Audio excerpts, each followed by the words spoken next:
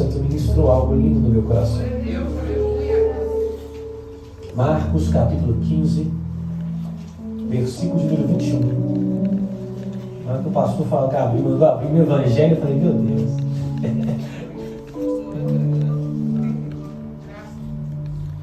Dá para continuar, tá, pastor? Sério aqui. Não, dá para continuar, já deixei a brecha. Marcos capítulo 15, verso 21. E também o versículo 22. Quem for achando vai dando glória. Aleluia. O texto sagrado vai dizer assim: e obrigaram a um certo Simão, Cirineu, pai de Alexandre e de Rufo, que por ali passava, vindo do campo, a carregar sua cruz. E levaram-no a um lugar do Gólgota, que quer dizer lugar da caveira. Pode se assentar, aplaudindo Jesus bem bonito, bem forte. Amém? Glorificado seja o nome do Senhor. Meus irmãos, Israel estava em festa. Havia um ambiente de alegria que inundava aquele cenário. O coração dos anciões batia forte, dos jovens despertava a curiosidade, porque uma vez por ano eles esperavam para se reunir. Vale ressaltar que dentro do calendário judaico daquela época havia muitos cerimoniais, havia muitas festas. O povo judeu, de fato, celebrava muitas festas. Só que a festa a qual eles vão se reunir agora era considerada a festa mais importante. A festa de maior apreço. As demais festas podiam se comemorar em qualquer lugar onde eles estavam. Quem estava em Cafarnaum, ficava em Cafarnaum. Quem estava na Judéia, ficava na Judéia. Quem era de Nazaré, ficava em Nazaré. Só que essa festa agora não. Essa festa exigia a presença de todos. Essa festa exigia a reunião, o conclave, a união, a unificação de todos. Quem estava em Cafarnaum tinha que sair de Cafarnaum. Quem estava na Bereia, saía da Bereia. Quem estava na Judéia, saía da Judéia. E agora tinha que se reunir e ir para Jerusalém. Era a festa mais importante. Não tinha desculpa. É como se fosse aniversário da igreja. Mas um pecado faltar. Tem que estar lá. E essa festa tão importante era acompanhada de mais duas festas importantes. No antigo calendário de Israel, estão relacionadas 3 festas. Lá em Êxodo, capítulo 23, versículo 14 e 17, e no 34, 18 e 23, você vai entender que a primeira a ser celebrada, vamos entrar nela. Mas a segunda é a festa das colheitas, ou das semanas. É aonde todo o povo judeu juntava tudo que tinha colhido, a sua primazia, a sua primícia, e entregava ao Senhor como libação, como sacrifício. Esta é chamada festa da colheita, que no grego recebeu o nome de Pentecoste, finalmente a festa dos tabernáculos ou cabana. Então tinha a festa da colheita e depois tinha o Pentecostes. E é interessante dizer que o Pentecoste vem do grego Pentecoste, que significa 50. 50, pastor. A origem dessa festa é baseada em uma antiga tradição hebraica chamada Shavuot, que significa semanas. Era uma celebração de agradecimento a Deus pela colheita realizada pelos judeus 50 dias após a Páscoa. Depois de 50 dias, por isso Penta, 5. Por isso existe o Pentateuco, os 5 primeiros livros da Bíblia, escrito por Moisés. Só que vinha a festa mais esperada, que era a Páscoa, junto com os pães asmos e também a segunda festa das colheitas. A Páscoa simbolizava a libertação do povo durante o duro cativeiro do Egito, onde o Senhor levantou Moisés e tirou o povo com o braço de ferro. Então essa festa da Páscoa era necessário sair da onde estava e ir adorar em Jerusalém. Os samaritanos não faziam isso porque eles criam que a adoração era no Monte Gerizim. Por isso Jesus com a samaritana, ele vai ter um diálogo com ela, vai dizer: o dia vem e já chegou, aonde os verdadeiros adoradores adorarão o Pai em espírito e em verdade. Não importa onde você está, se o teu coração estiver ligado com o céu desce sobre o teu coração.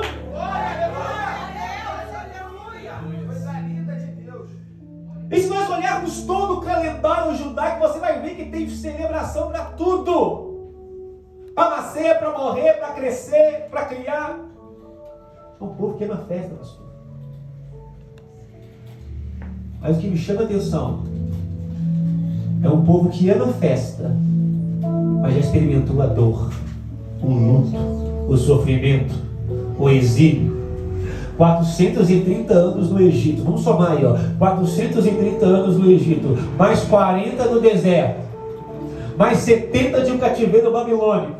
Lá em Juízes, pelo menos 400 anos só de servidão. Tinha tudo para ficar quieto, murmurando e chorando. Mas mesmo com todo este cenário, ainda festejava e adorava o nome do Senhor. Eu aprendo com isso. O sofrimento não vem para te abaixar, ele vem para motivar a tua fé e fazer você celebrar. Você está entendendo? A celebração é tanta que Deus falou com Moisés: Moisés, vai na cara de Faraó e fala com o Faraó: libera o meu povo para ir no deserto me celebrar. Você está entendendo? Deserto para alguns, pastor, é lugar de sofrimento e dor, mas quem serve a Deus e entende o propósito, até no deserto ele celebra, até no deserto ele adora. Tem adorador de deserto aqui hoje? Deixa eu ver os adoradores. Levanta a tua mão e comece a adorar. Alaia, show.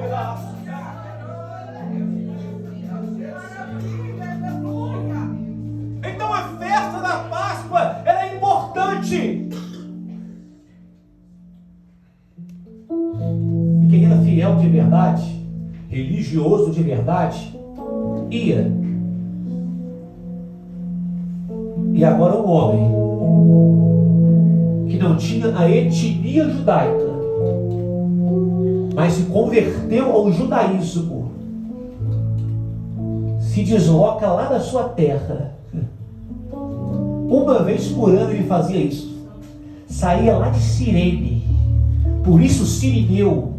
Alguns estudiosos vão dizer que a antiga Etiópia, então a sua pele era negra. Ele saía da sua terra. Alguns vão dizer que é próximo à Líbia. E ele sai de lá da onde está longe. Não tinha Uber, não tinha carro, não tinha era cavalo, a pé ou camelo. Ele vinha. Aleluia. Uma vez por ano. Trazia consigo vestes brancas. Por que vestes brancas? Porque havia um ritual em Jerusalém. Um ritual onde o sumo sacerdote pegava um novilho, pegava um cordeiro imaculado, puro, primogênito, sangrava esse cordeiro. Era interessante que o sacerdote, ele tinha que olhar para o cordeiro enquanto o cordeiro sangrava. Ele tinha que olhar e ver o sacrifício feito. E quando ele imolava com o cutelo o sangue do cordeiro, ele saía de dentro do templo, a multidão estava no pátio esperando. O sacerdote saía com o sangue do animal em suas mãos. Ele pegava uma esponja, um vegetal chamado isopo, que tinha um poder gigantesco de absorver. Escuta isso, presta atenção aqui, irmãos. Ele pegava este isopo com sangue e ele chegava na frente. E ali estava a multidão, já trazia as ofertas pacíficas. Quem tinha dinheiro trazia um carro, trazia um gado, trazia novilhos. Quem não tinha, trazia trigo, trazia farinha, uma pombinha rola. Trazia, com as vestes brancas. Ali o sumo sacerdote, com isopo, com o sangue do cordeiro, ele pegava e ele balançava, e as vestes eram salpicadas com o sangue. Ali eles entendiam que havia perdão sendo liberado, porque Deus recebeu o sacrifício. Era um sacrifício de expiação pelo pecado. Ali o povo comia um pouquinho, bebia um pouquinho de vinho, comia um pouquinho de pão e ia alegre para casa com as suas vestes alvejadas. Uma vez por ano Simão fazia isso. Uma vez por ano se deslocava e ia para Jerusalém. Só que um dia foi diferente. Porque ele está chegando em Jerusalém. Fez todo o trajeto da expectativa de voltar para casa com perdão. E quando ele está chegando em Jerusalém, ele vê um alvoroço. Fábio. Ele vê um alvoroço, presbítero Pedro. Ele vê uma gritalhada. Ele vê mulheres chorando. E quando ele chega de perto, mais de longe, assim mais ou menos, ele olha e ele vê uma multidão, ele vê soldados romanos, pretorianos. E quando ele olha soldados romanos, ele tenta entender que alvoroço é aquele. E quando ele olha de longe, ele já se repudia. Por quê? Ele vê uma cruz. Ele olha e ele vê o quê? A cruz. Ele vê uma cruz. E na mente dele, ele já entendia que a cruz simbolizava maldição. A cruz era uma condenação de morte. Os romanos não inventaram a cruz, não. É antiga, é milenar. Os saxônios já usavam isso. Os gauleses já usavam isso. Os da Bavária usavam isso. Da Germânia também. Era uma forma de matar e torturar a pessoa, para ela poder olhar e ver que ela está ali, mas não poder se mover. Pregavam um soldado na cruz para quê? Para mostrar para ele: cadê agora a sua espada? Cadê agora a sua lança? Cadê agora o teu escudo? E ele olha de longe, Vitor. E quando ele olha, ele vê aquela cruz, ele repudia. Só que ele não sabia quem estava naquela cruz. Segura isso agora. A cruz era maldição, mas aquele que levava a cruz não era maldito. Ele ia solminar a casa. Você não está entendendo? A cruz era maldição, mas aquele que levava ela era santo, é poderoso. E ele está aqui hoje. Quem está sentindo a graça dele, levanta a tua mão e comece a adorar.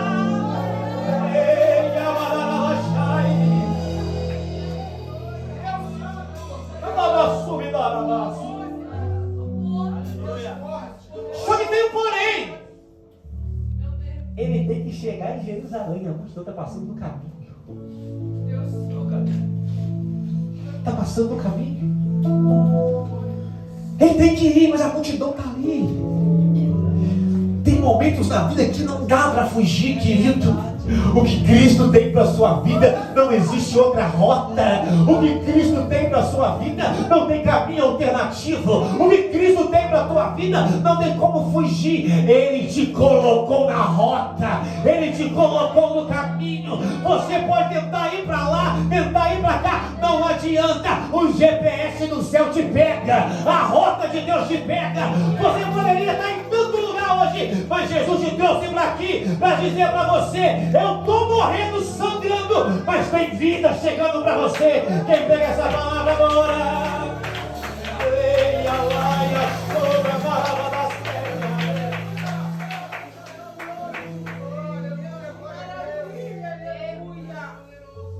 Oh, aleluia. Aleluia. Oh, aleluia.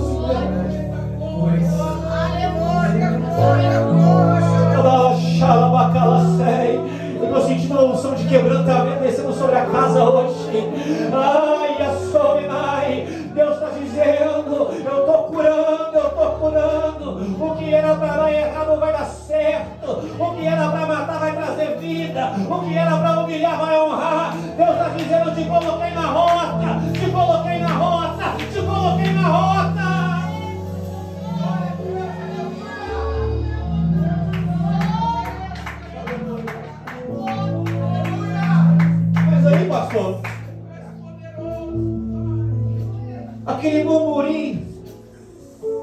pensamento de Simão é o seguinte: quem será esse aí? Amém. Será que é um zelote? Aquele que se levanta contra o império? Será ele que é um bandido, um assassino?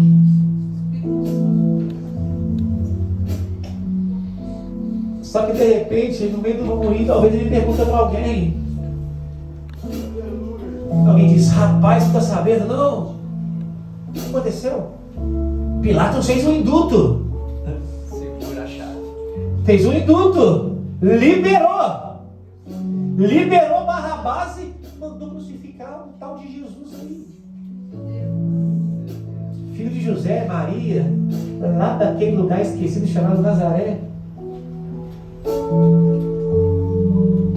Mas quem é esse Jesus? Eu não sei muito sobre ele não, mas eu sei que a multidão estava reunida e ele pregando, e de repente todo mundo estava com fome e só tinha um jovem com 5 pães e 2 peixes. Mas você acredita em algo que aconteceu? O quê? Eu imagino conversando com o outro dizendo assim: eu sabia que o pão podia ser partido, mas eu nunca imaginava que poderia ser multiplicado. Ele multiplicou, não foi para 1, para 2, não, foi para 5.000 homens, tirando mulheres e criança. Eu metia a mão no cesto, saía um, entrava outro, saía um, entrava outro. Ei, a lavacada séria.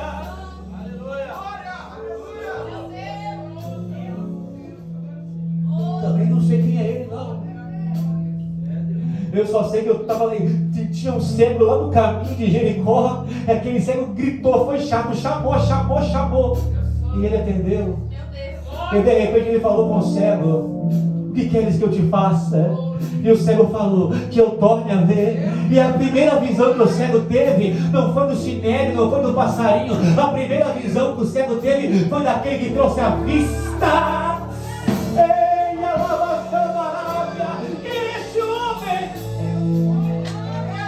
Quem é esse Jesus? Eu não sei muito quem é ele, mas eu lembro que uma vez ele entrou dentro de uma sinagoga e quem presidia era Jairo. E de repente ele pegou o pergaminho.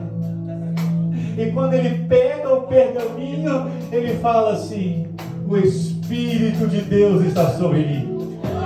E ele me ungiu para pregar as boas novas e aceitação aos quebrantados de coração.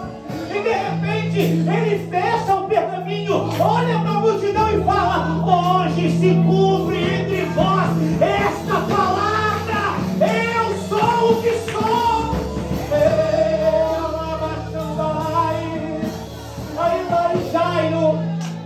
Jairo pegou esse Jesus, colocou ele para fora e falou: aqui você não entra mais. Aí de repente alguém levanta e diz: falou isso mesmo, mas teve um dia, rapaz, que a situação de Jairo apertou. E aonde ele foi? Naquele que ele rejeitou. Você está entendendo? A gente rejeita hoje, mas o que a gente mais precisa é dele. E Jairo chegou desesperado.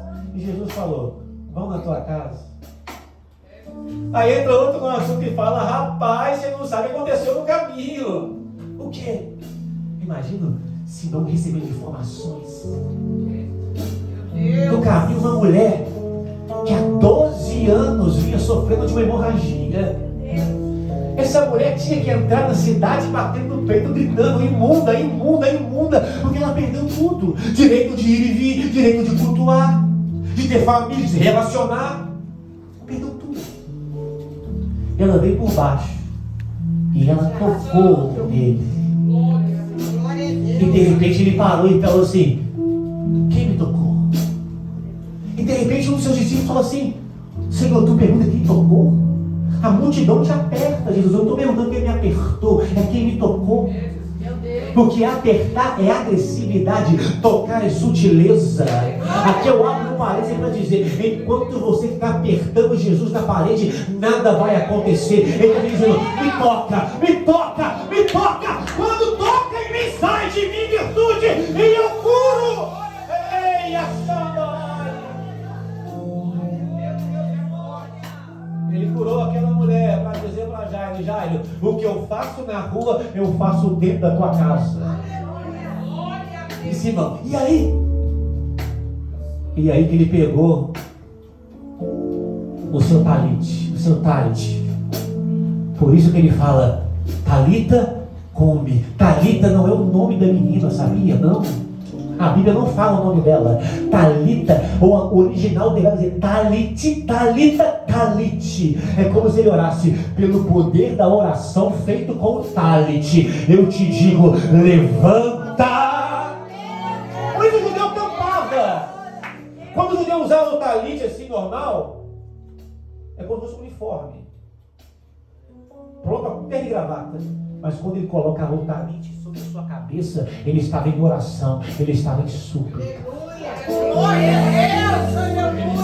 Mas eu imagino Simão dizendo, por que condenaram ele?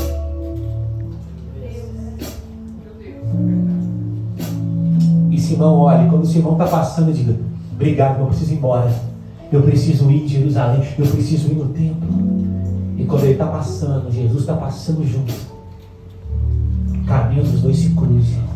Meu Deus. Calabalaba, sério. Ele com as suas vestes brancas. De repente, a Bíblia diz que a cruz Eu sou. calaba, chove, porque o pecado pesa. Ele caiu para te erguer. Ele foi ao pó para te levar para o céu. Você não está entendendo isso, querido? Ele sentiu que você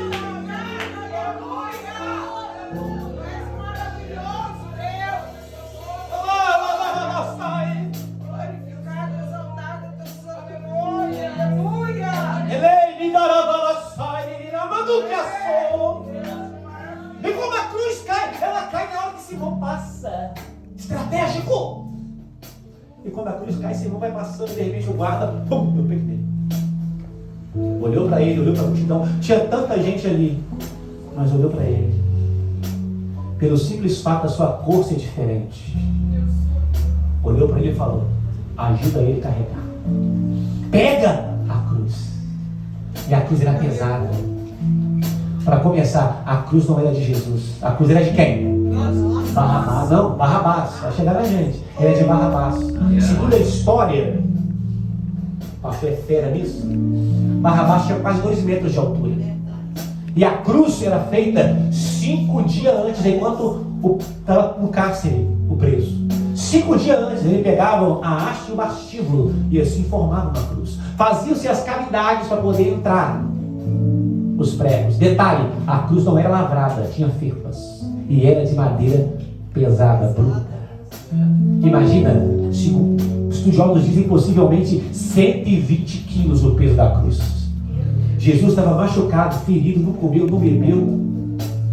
Desde quinta-feira, de quinta para sexta preso.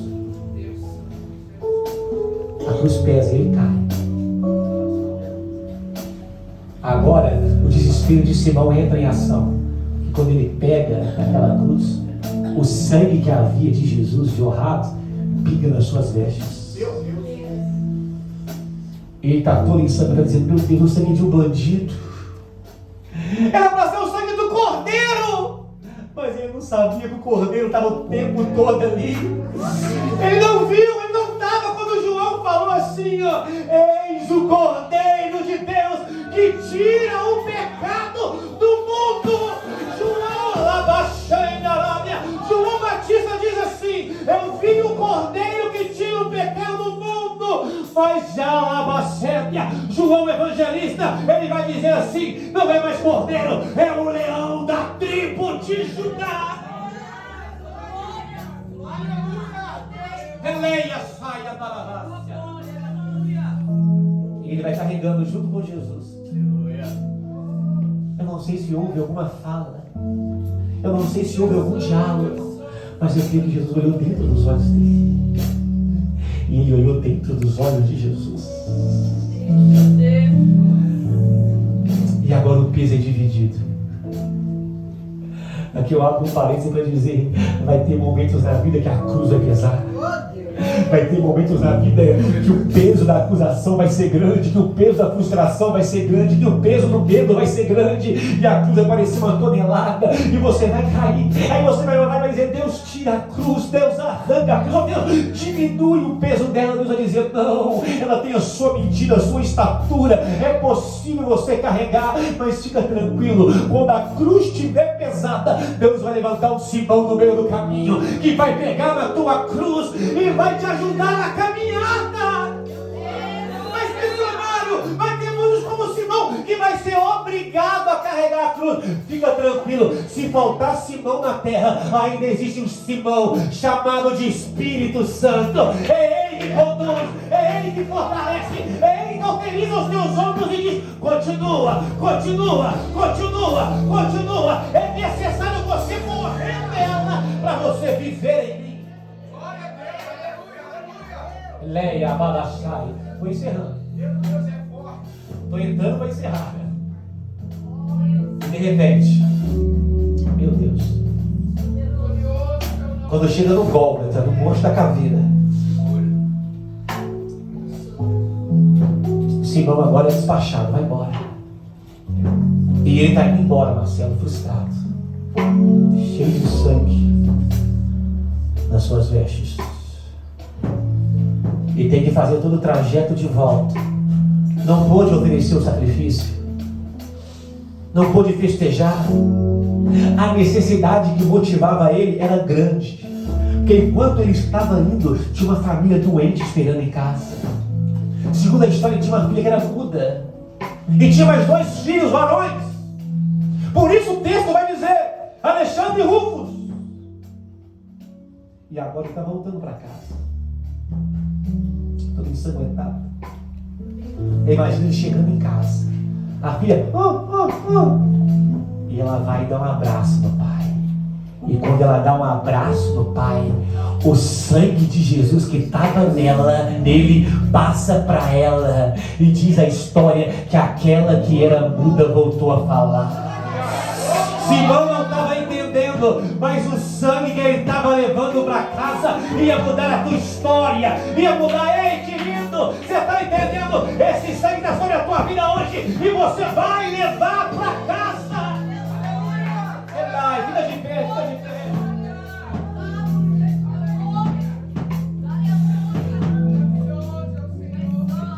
Mas por que a Bíblia se importa em dizer Alexandre e Rufus?